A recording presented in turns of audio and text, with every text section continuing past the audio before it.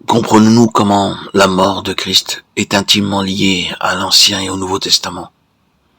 C'est seulement par la croix de Christ. Lorsque nous nous repentons de nos péchés et lui remettons notre vie, Jésus nous donne le Saint-Esprit. Acte 2, 38. Jean 14, 26, 16, 13. Le Saint-Esprit vient vivre en nous, nous changeant pour toujours. 1 Corinthiens 6, 19. 1 Jean 3, 9. Les faits que nous connaissons sur Jésus prennent vie lorsque nous apprenons à le connaître personnellement. Disons que vous avez lu que votre star de cinéma préféré a les yeux verts et une fossette au menton. Ces caractéristiques ne sont que des faits sur le papier jusqu'à ce que vous la rencontriez face à face. Puis soudain, ses yeux verts vous regardez, la fossette se forme sur son menton lorsqu'elle sourit. Elle vous parle de sa journée, de ses craintes, de ses pensées intimes. Vous vous souvenez peut-être que vous aviez déjà entendu ces faits auparavant, mais maintenant vous les vivez.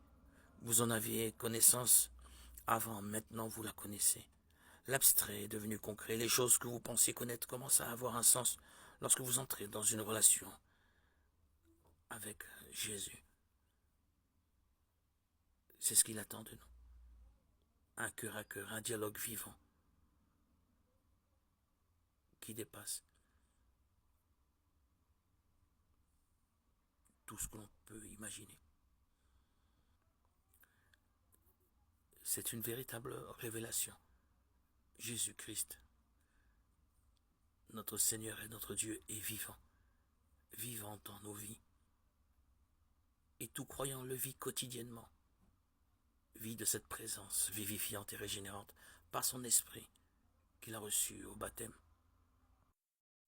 À tout égard, Jésus est à la hauteur de son nom. Le nom de Jésus, Yeshua, en hébreu, signifie bien ce qu'il a fait pour tous ceux qui l'ont connu. Yeshua est le Sauveur. Le nom de Jésus nous rappelle la puissance, la présence et le but du Christ ressuscité. Sauver toute l'humanité.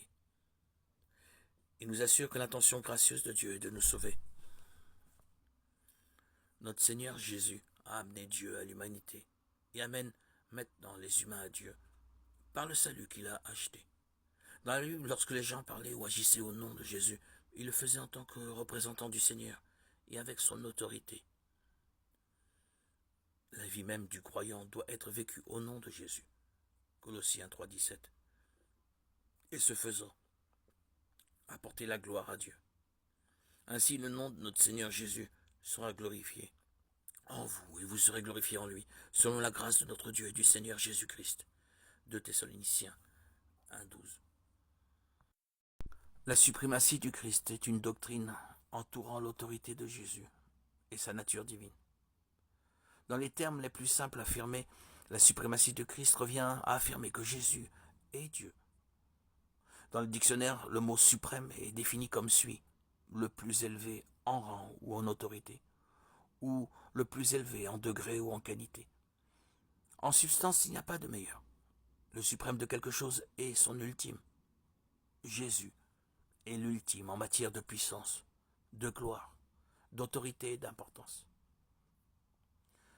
La suprématie de Jésus surtout est développée bibliquement, principalement en hébreu et en Colossiens.